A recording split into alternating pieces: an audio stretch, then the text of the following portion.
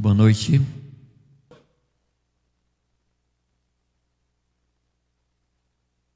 Eu gostaria de saber se você tem alguma pergunta sobre o que a gente falou de manhã.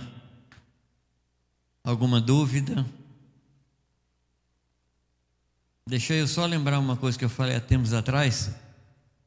Quando eu pergunto se vocês entenderam, eu não estou questionando a capacidade de vocês. Eu estou questionando a minha capacidade de explicar. Entendeu? Então, quando eu lhe pergunto, você tem alguma pergunta, entendeu tudo que foi falado? Porque a responsabilidade da comunicação é de quem comunica. Então, a minha obrigação é explicar de maneira que você compreenda. Então, tem alguma pergunta, alguma coisa que foi falado de manhã que a gente precisa aprofundar um pouco mais? Bem, tem alguma coisa que me foi perguntada de manhã? A irmã que me perguntou não está aqui. Mas eu comentei sobre pessoas sozinhas, porque toda a ênfase que a gente está dando desde ontem é sobre famílias. E falei muito sobre casais. Mas a nossa realidade de igreja, ela tem pessoas que são separadas, são abandonadas, são viúvas e estão aí. E eu falei bem rapidamente sobre o que eu penso nesse sentido, e eu queria repetir e enfatizar mais. Nenhum de nós, por causa da nossa situação, está impedido ou proibido de ganhar pessoas, fazer discípulo, cuidar de gente. Nenhum de nós. Mas nós precisamos que algumas famílias completas, vamos dizer assim, adotem essas pessoas que estão sozinhas e ofereçam para elas assim um guarda-chuva, onde a partir dali ela vai evangelizar. Segundo o meu conceito, e aqui eu estou colocando para juízo dos pastores, né? No meu conceito, todos nós devemos fazer discípulos, e fazer discípulos basicamente no lugar onde a gente está, na nossa casa, no nosso ambiente de trabalho, fazer ali. Então, não é correto a gente ganhar alguém e trazer para outro tomar conta. Não é correto. Foi ela que me perguntou. Não sei se foi ela que me perguntou. Não, foi outra pessoa. Então, não é correto você ganhar um filho e levar para o avô cuidar. Correto? Eu tenho 7 netos e não me disponho a cuidar deles. Não me disponho. O que eu tinha que fazer eu já fiz. E também eu não creio que vô estraga filho ou estraga neto. Isso não é normal. E uma das coisas que Deus tem me falado nesses últimos tempos, eu estou juntando material, eu quero escrever a respeito do papel do vô na casa e na igreja. Quero escrever sobre isso. Entendeu? Assim, eu tenho tido muito insight, muita informação. Acho que vai sair alguma coisa boa por aí. Acho que vai sair. Mas quando eu falei de trazer para o vô cuidar, eu estou falando no sentido de adoção. Quando a gente ganha alguém, adota, a gente não pode chegar e trazer para aquele que conduz, para aquele que lidera o nosso grupo caseiro, e dizer: olha, eu trouxe mais um. É seu filho, você vai cuidar. Tá bem? É seu filho. Mas eu não tenho capacidade. Isso não é nenhuma novidade. Nós não temos capacidade. A gente tem mania de orar a Deus: Deus, o Senhor sabe que eu não tenho capacidade. De falar assim: eu sei. Me informa uma coisa que eu não sei. Não, Deus sabe que a gente não tem capacidade, que a gente não consegue mesmo, mas tudo bem. Mas é na graça de Deus que a gente faz a obra dele. Tá bem? Então você ganhou gente, você cuida sob a supervisão de uma casa, de uma família, e é ali que você vai ancorar. Tá bom? Então essa é a minha perspectiva, essa é a minha maneira de pensar. Tá bom? Qualquer coisa, os pastores podem chegar aqui no próximo domingo e falar assim: olha, já me ensinou isso, porém eu vos digo, tá bom? Com toda liberdade, toda liberdade. Eu não sou autoridade aqui sobre vocês, eu sou um mero entregador de mensagem, só isso. Não passo disso.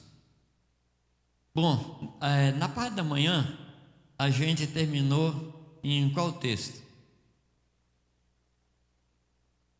1 Pedro 3,7. Eu não vou passar disso, porque tem muito tema aí no capítulo 3 mesmo, capítulo 4, capítulo 5, tem muita coisa que a gente se desviaria um pouco do centro da nossa palavra, que é a verdade da igreja na casa. O que é a igreja na casa? Comentei com vocês que igreja na casa não é uma mudança de local de reunião, mas é uma mudança de base. Qual é a nossa base? Qual é a base da congregação? É a vida na família. Essa é a base. Tá bem? Então, por favor, deixa isso chegar muito no seu coração aí. A gente não está pensando que uma mera mudança de lugar vai estabelecer uma igreja na casa. Não, a igreja na casa fala de uma família bem cuidada, vivendo os princípios de Deus, vivendo de forma sadia, glorificando ao Senhor, com o intuito de abençoar as pessoas que estão à nossa volta. Eu citei ontem, assim, de passagem, as parábolas de Lucas 15. Você se lembra as parábolas? A ovelha perdida, dracma perdida, o filho perdido. Todas as 3 parábolas falam de alguma coisa perdida de um conjunto. É o filho perdido de uma família, é a dracma perdida de um colar, é uma ovelha perdida de um rebanho. As 3 parábolas são uma só parábola, de 3 abordagens diferentes. E eu chamo a sua atenção pela forma como as parábolas terminam. Você se lembra, não? O vizinho se alegrando. Então, tudo o que Deus fizer na nossa casa tem por objetivo abençoar o vizinho. Então, a nossa vida ela não é estanque. Ela não tem alguma coisa que nos blinda dos vizinhos. Ao contrário, nós estamos ali por causa dos vizinhos. Uma outra vez que eu estive aqui, eu perguntei a vocês, ou falei a vocês, que nós moramos num lugar por 2 motivos básicos. O primeiro motivo básico pelo qual a gente mora em um determinado lugar, a gente mora por desgraça. O que é que significa? Que você está ali, mas o seu alvo vai sair dali. Então você está ali assim por uma desgraça, por uma coincidência, mas não é lá que você queria ficar. Quando a gente tem essa atitude, a gente não faz amizade. Porque a gente está sempre de saída, a gente está sempre com mochila nas costas. E quem está com mochila nas costas não é abraçado nem abraça. O segundo motivo pelo qual a gente mora onde a gente mora, porque a gente entendeu que Deus pôs a gente ali para que as pessoas daquela rua, daquele bairro, encontrem ao Senhor Jesus. E agora? É isso que você pensa, não?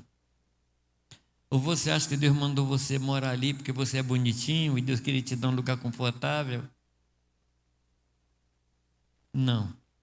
Como eu falei de manhã, Deus não tem nenhum compromisso com o nosso conforto. O compromisso de Deus é com salvação de pessoas. Isso é tão sério para Ele que Ele enviou o Filho dele. Agradou a Ele, morreu seu Filho, para que nós fôssemos salvos. Tem nada a ver com o nosso conforto. Tem nada a ver com o nosso bem-estar. Eu tenho consciência de que isso que eu estou falando vai totalmente contra a filosofia desse tempo. Porque a filosofia desse tempo é: seja feliz, seja rico, tenha domínio sobre a própria vida, faz sua vontade e não se importe com ninguém. Mas isso é uma doutrina do inferno. É uma doutrina do inferno. Deixa eu citar 2 textos para você. Textos que você conhece muito. Havia um homem que teve uma super safra. Lembra não? Foi o que ele fez. Ele chegou lá nos armazéns e percebeu que a safra não caberia dos armazéns. Foi o que ele fez? Ele derrubou os armazéns, construiu novos, maiores, mais amplos, e ali ele guardou a sua safra. E ele, depois que guardou a safra, ele fala alguma coisa. Foi o que ele falou? Agora, minha alma, come, bebe e dorme, porque tens muitos bens em depósito. E o texto diz, Jesus fala que naquela noite Deus falou com ele. E o que foi que Deus falou? Chamou ele de louco. E qual é a pergunta que ele faz? Esta noite te pedirão a tua alma. E o que tens? Para quê? Para quem? É para quem? Não é para quê? A gente trabalha no para quê? Eu estou juntando dinheiro para no final do ano fazer aquela viagem dos sonhos, trocar naquele carro dos sonhos. A gente trabalha no para quê? Deus trabalha no para quem?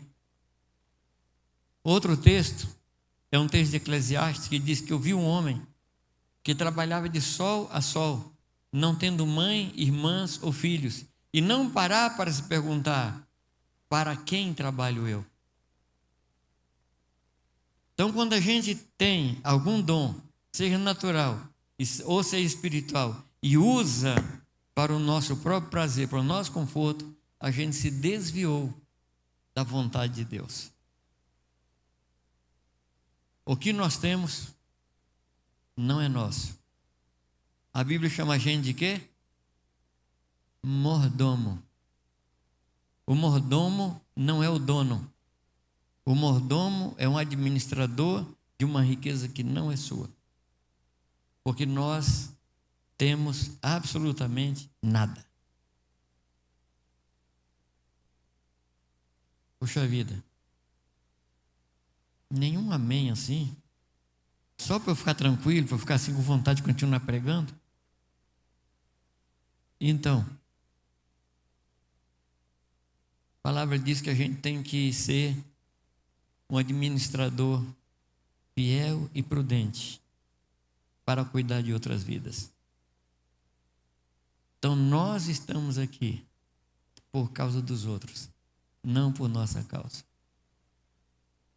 E eu repito, essa mensagem contraria totalmente a mensagem humanista que nós estamos ouvindo hoje no mundo.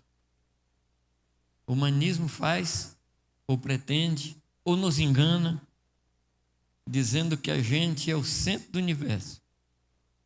A gente nunca foi o centro do universo. Nós vivemos ao redor do Senhor. E ao cuidar de pessoas, a gente está cuidando da obra de Deus. Amém? Muito bem. Comentei com vocês sobre a família, mas eu queria voltar, capítulo 2, verso 11.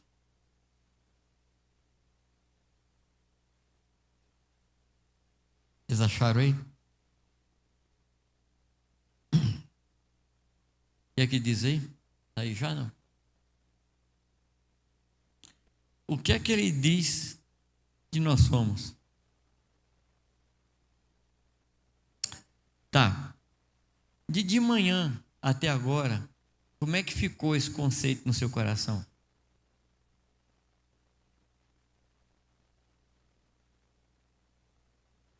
Na hora assim da tarde, tempo da tarde, você entendeu que você é peregrino e forasteiro aqui? Ou você ainda não assimilou? Como é que está isso aí? Eu queria que você tivesse liberdade de dar um testemunho. Como é que isso chegou ao seu coração?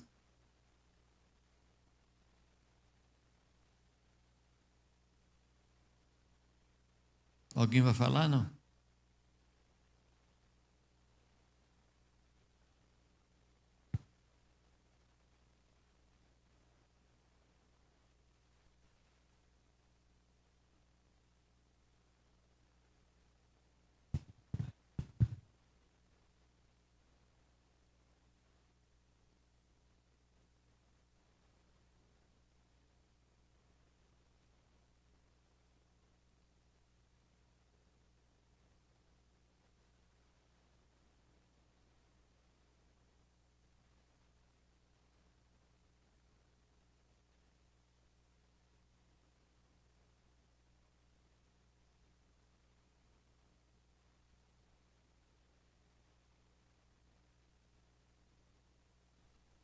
E Jesus fala disso.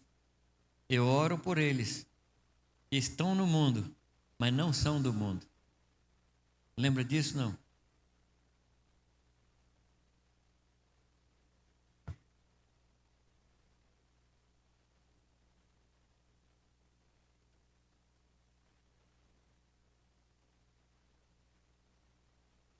Ou você sente certo. Olha,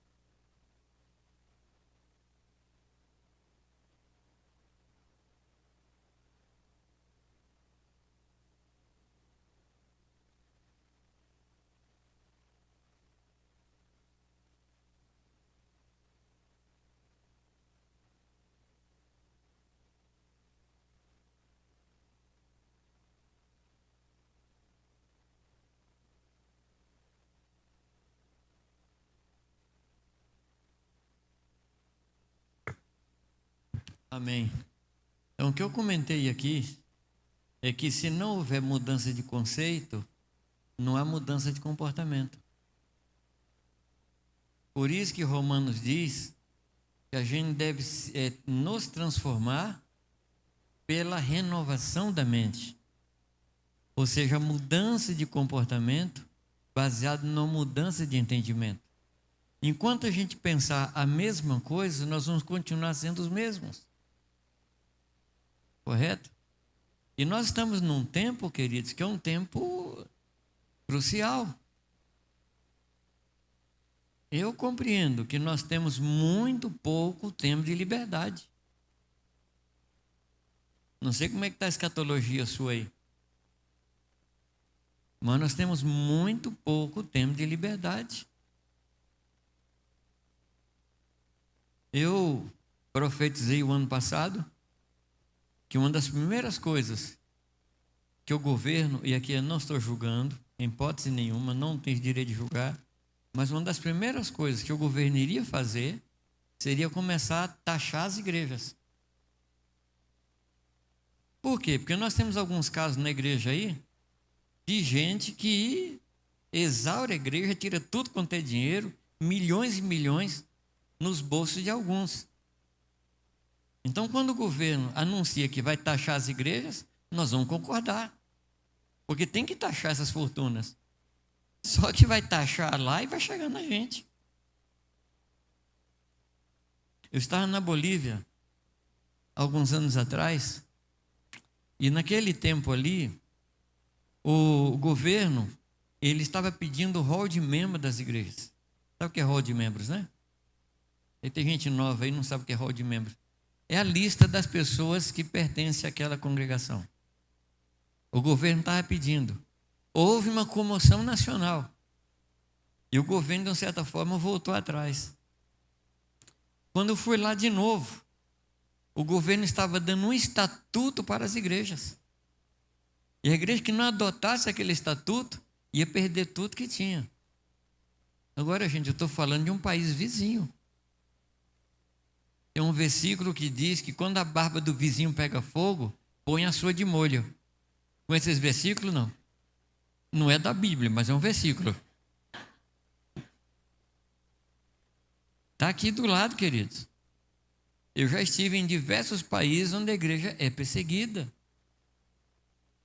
E eu tenho falado, amados, há mais de 30 anos, que o futuro da igreja é a clandestinidade. E o lugar onde a igreja vai se salvar é dentro das casas. Então nós precisamos voltar. Eu não estou dizendo com isso aqui para a gente contratar um trator e derrubar isso aqui. Não, não é isso não. Vamos solidificar a vida cristã dentro da nossa casa. Porque quando a gente não puder mais reunir como a gente reúne, não vai fazer falta. Há um livro que eu recomendo para vocês, um livro muito antigo, que é A Igreja na China. Esse livro foi escrito na década de 60, 70, a respeito da Revolução Chinesa, da década de 40. E uma das coisas que eles fizeram foi vender, a Mao Tse Tung, a sua turma, foi vender para o povo que a igreja não pensava na população. Porque a igreja tinha grandes prédios e não ocupava. Ocupava algumas horas por semana. Então eles venderam a ideia de que a igreja não amava o povo. Então eles tomaram os prédios e usaram como escola, como depósito de alimentação. E no primeiro momento o povo apoiou. Uma outra coisa que eles fizeram, todo missionário estrangeiro que estava na China naquele período, eles pediram para sair com a desculpa de que quando a gente está arrumando a casa, a gente não recebe visita. Eles falaram, vocês saem e a gente vai arrumar, depois vocês voltam. E na cabeça deles era o seguinte, se nós tirarmos a liderança dessa igreja, a igreja morre. A igreja não só não morreu, como multiplicou. Nas casas, nos bosques. Procura estudar a história da igreja na China. Eu poderia contar de outros países que eu conheço, que estão em paz de perseguição. E, amados, a nossa salvação está no restabelecimento de uma vida cristã cheia do Espírito Santo dentro da nossa casa. Vocês creem nisso? Não. Então, eu não estou aqui pregando um novo modelo. Eu estou dizendo que é o lugar para onde a gente deve ir. Eu estava conversando com uns irmãos suecos e eles estavam me contando da história de um profeta judeu do Antigo Testamento, chamado Jabotinsky. É um russo. E Deus falou para ele sair por toda a Rússia, avisando aos judeus que ia haver uma grande perseguição contra os judeus. Isso em 1800 e pouco, 1850, me parece. Muitos judeus acreditaram nele, saíram da Rússia e foram para o Oriente Médio, onde hoje está Israel. Mas muitos não aceitaram a profecia daquele homem e ficaram, até que em 1917 aconteceu a Revolução Bolchevique. E um povo foi perseguido, foram os judeus. E eu sinto, queridos, que eu tenho que sair por aí anunciando essa verdade. Voltemos para as nossas casas. Vamos voltar para o lugar de onde a gente nunca deveria ter saído. Eu repito, eu não estou falando para a gente destruir os salões. Vamos usar enquanto a gente pode. Eu encontrei na Tailândia com um casal chinês, um casal que pastoreava a igreja subterrânea. E eles contavam para nós, naquela época, estou te falando de uns 8 anos atrás, ele me dizia que naquela época a igreja na China já tinha mais de 250 milhões de discípulos. Ou seja, a igreja não acabou. Eu gosto muito daquele canto que diz que é perseguição. Não acabou a igreja. Ao contrário, a perseguição solidificou a fé e o povo cresceu. Procure ler esse livro dessas histórias. O Homem do Céu, a Igreja na China. Tem vários livros aí que você pode ler. Tá bem? Então vamos voltar aqui. Somos peregrinos e forasteiros. Deixa Deus falar com você. Deixa Deus revelar isso para você. E quando Deus revelar isso, os seus valores vão mudar. Amém? Os nossos valores, eles vão ser mudados. Deixa eu ler com você Lucas 17, 28. Lucas 17, 28.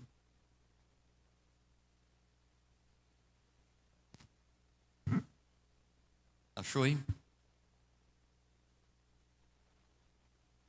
O que é que diz o texto?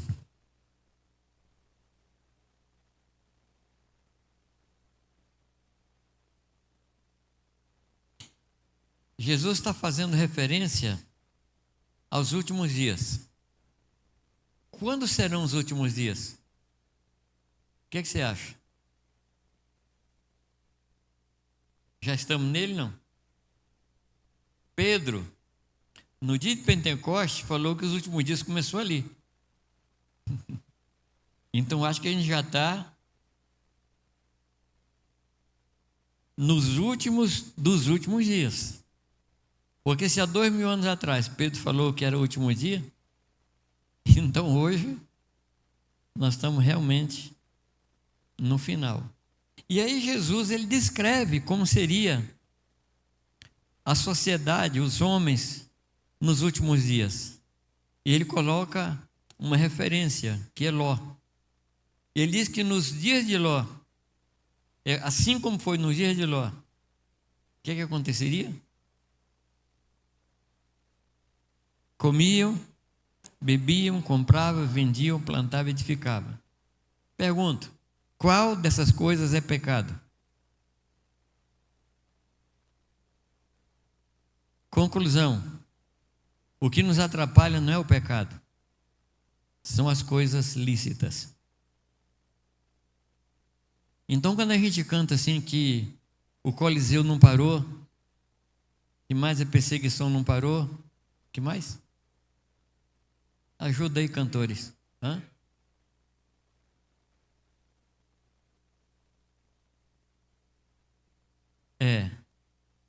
Mas você sabe que eu posso parar?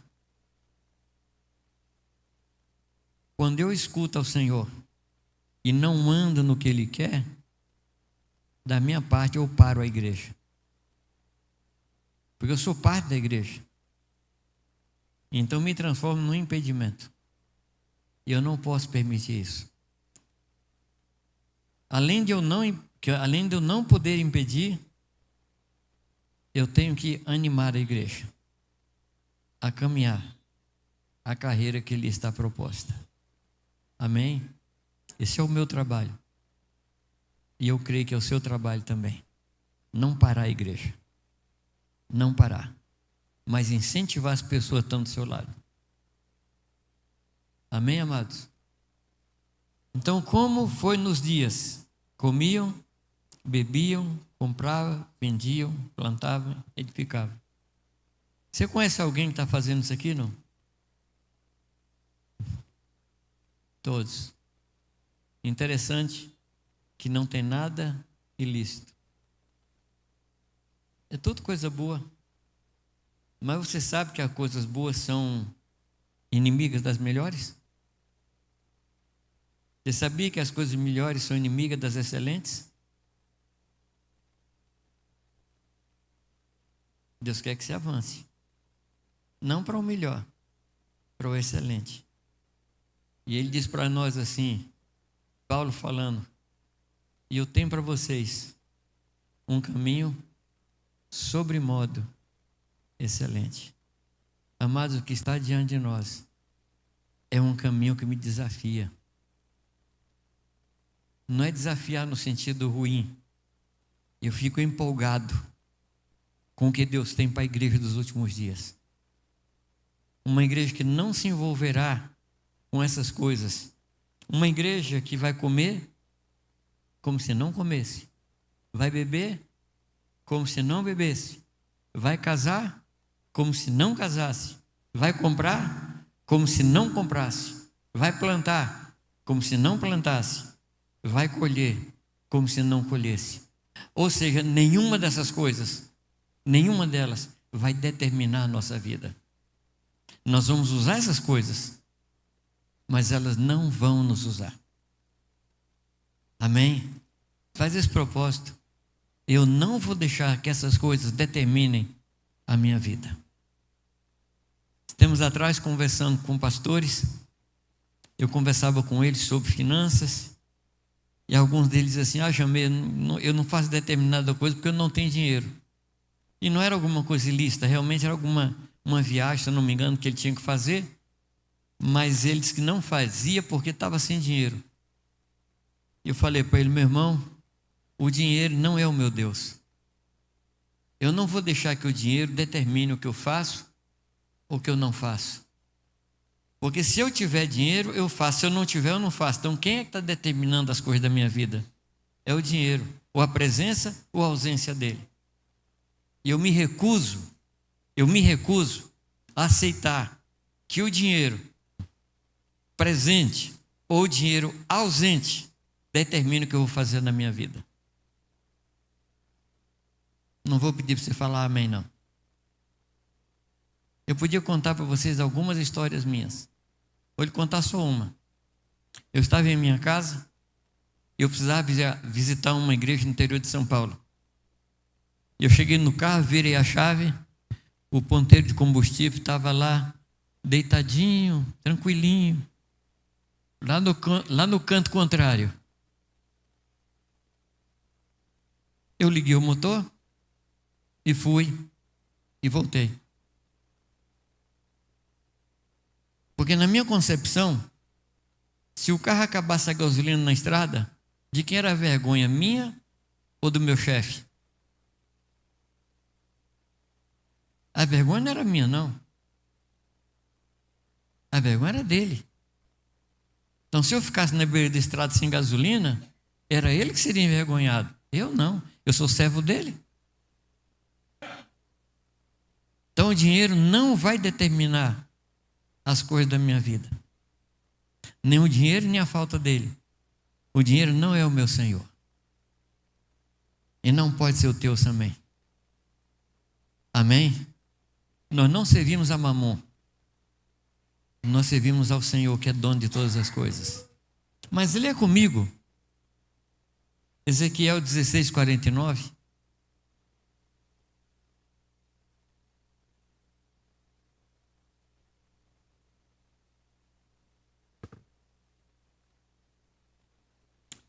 Qual foi o pecado de Sodoma?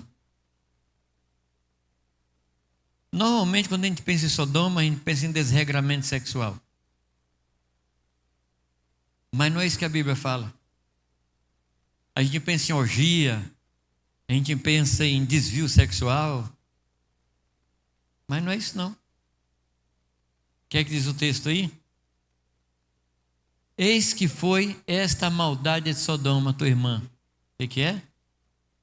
Soberba, fartura de pão, próspera ociosidade ou abundância de ociosidade tiveram suas filhas, mas nunca amparou o pobre e o necessitado. Qual foi o pecado de Sodoma? É que a orgia, o desregramento sexual é consequência.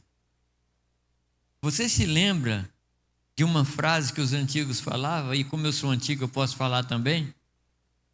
Oficina vazia. Está lá, ó. Abundância de ociosidade. Nunca o homem esteve buscando cada vez mais tempo de folga.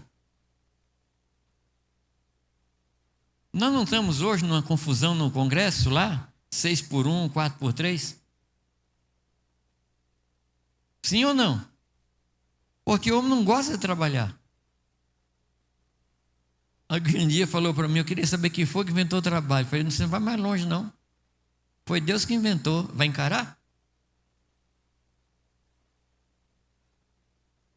O trabalho é uma bênção. E uma ociosidade sem controle é maldição. Riqueza, fartura de pão, abundância de ociosidade. E não se preocupou com o pobre, com o necessitado. É esse tempo que nós estamos vivendo. Sim ou não? É esse tempo. Granjear cada vez mais e não cuidar de quem necessita. Deixa eu só citar mais um texto. Vou citar a história, você não precisa colocar o texto. Mas você se lembra da história de um homem que chegou para Jesus e falou: Senhor, quais são os grandes mandamentos? E Jesus respondeu a ele: amar a Deus sobre todas as coisas e ao próximo como a ti mesmo. Você se lembra do diálogo ou não? O que foi que o homem falou para Jesus? Não. Aí é do jovem rico. Qual foi a pergunta que ele fez para Jesus? Quem é o meu próximo? Ou seja, ele queria filosofar. Ele queria entrar no campo da filosofia. Porque a filosofia não nos compromete. Mas Jesus nunca gostou de filosofia. Na hora que ele perguntou assim, quem é o meu próximo? Jesus contou a história do samaritano. Lembra não? Ele contou que um homem ia pelo caminho de Jericó, quando encontrou uns assaltantes que tomaram o que ele tinha, bateram e jogaram ele ali na beira da estrada. Vai imaginando o contexto aí. Quando fala jogar na beira da estrada, você pensa numa Anhanguera, você pensa numa Bandeirantes, você pensa num Washington Luiz, estradas largas, grandes, de 3, 4 pistas, é isso que você pensa? A gente precisa montar o contexto. Qual era a largura da estrada naquele tempo? Era no máximo a largura de uma carroça. Ou seja, é impossível alguém jogado na beira da estrada e você passar por ela e não perceber. Mas o que aconteceu? Passou um sacerdote. E o texto diz que ele se fez ao largo. O que está escrito no texto ali que a gente leu? Aí passou um levita. E fez o quê? É a mesma expressão. E se fez ao largo. Se fazer ao largo, não está falando de geografia. Não está falando de distância física. Está falando de coração. Ele se fez ao largo aqui no coração. Ele fechou o seu coração. Agora o interessante é que quando Jesus conta essa parábola, ele fala de autoridades espirituais, que é um sacerdote e um levita, e coloca no mesmo pacote um samaritano. Quem era o samaritano para o judeu? Jesus não aguentava ver fariseu quieto, que ele mexeu com eles. Você reparou? Ele não deixava essa turma em paz. E ele colocou, ele poderia ter falado assim, um romano, um grego. Como brasileiro está em tudo qualquer lugar, ele podia ser um brasileiro. E os judeus não iriam se ofender. Mas ele colocou um samaritano. Ele mostrou a prática da boa obra contra uma religiosidade sem fruto. Foi isso que ele colocou. E ele diz que o homem chega perto do homem que está machucado. Quando ele chega perto, ele vê as feridas e é nesse exato momento que o seu coração se enche de compaixão. Interessante que a gente quer que a compaixão se manifeste para a gente se aproximar do necessitado. Jesus quer que a gente aproxime do necessitado para a compaixão surgir no coração. Os irmãos me compreenderam? Não. Eu falei, não, se Deus tocar no meu coração, eu vou chegar. Chega que Deus toca. Seja responsável.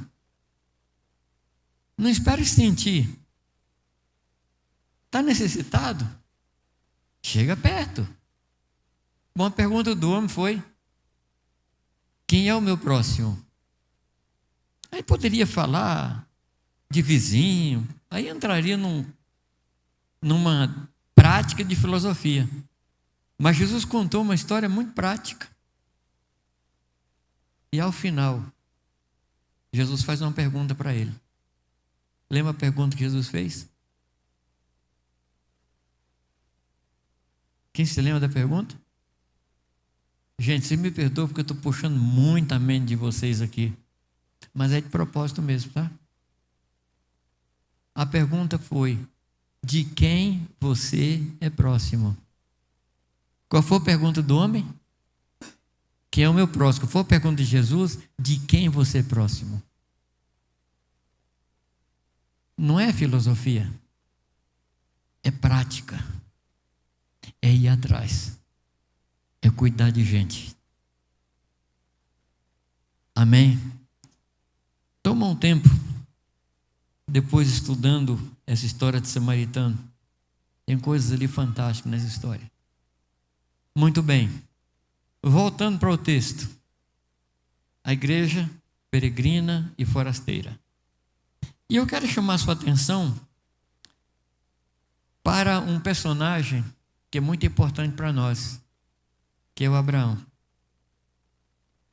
A palavra diz, em Hebreus capítulo 11, que Abraão era peregrino. E ele peregrino onde? Na terra da promessa. Ou seja, ele estava na terra que Deus prometeu, mas ele não era dali. E a palavra diz que ele morava em tendas. Não é característica de peregrino? Não é característica de forasteiro? E o texto diz que Abraão morava em tendas juntamente com Isaac e Jacó. Ou seja, ele traz a família para junto da sua experiência. Ele ensina aos seus filhos que não precisa ter algum lugar muito grande. Basta uma tenda. Porque nós estamos aqui temporariamente. Eu pergunto a vocês, não é lógico isso? Agora, Abraão não construiu um palácio porque ele não tinha dinheiro? Por que ele não construiu? Por escolha. Porque ele esperava a cidade que descia do céu. Ele sabia que a vida dele não estava reduzida aos anos de vida aqui. A vida dele transcendia o seu tempo. E ele era um homem eterno. Olha só, em termos de humanidade, a nossa história começa a partir de Adão. Em termos de humanidade. Em termos de nação, a nossa vida começa em Abraão, de acordo com Mateus, quando fala das 42 gerações. E onde é que começam as gerações ali? Em Abraão. Então a nossa vida como nação começa em Abraão. E a palavra diz, amados, que nós somos filhos de Abraão. Ele diz que os da fé são filhos de Abraão. A pergunta é: qual é a implicação do fato de sermos filhos de Abraão? Gostaria que você pensasse. Se você fosse filho do homem mais rico da face da terra, qual a implicação? O que é que aconteceria na sua vida? A sua vida não mudaria? Se você fosse filho do homem mais pobre da face da terra, como é que seria a sua vida? Então, a filiação determina muita coisa na nossa vida. Então, se a palavra diz que a gente é filho de Abraão, qual é a implicação? Primeira implicação, nós temos o mesmo chamado. Nós temos a mesma responsabilidade. E nós temos os mesmos caminhos. Amém? Então eu quero que você abra a sua Bíblia comigo então, em Gênesis 12, para a gente conversar um pouquinho sobre Abraão.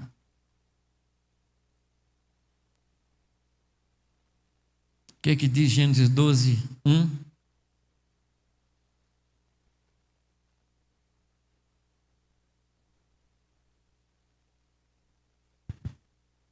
Enquanto você procura, nós vamos dar 15 minutos de descanso para você.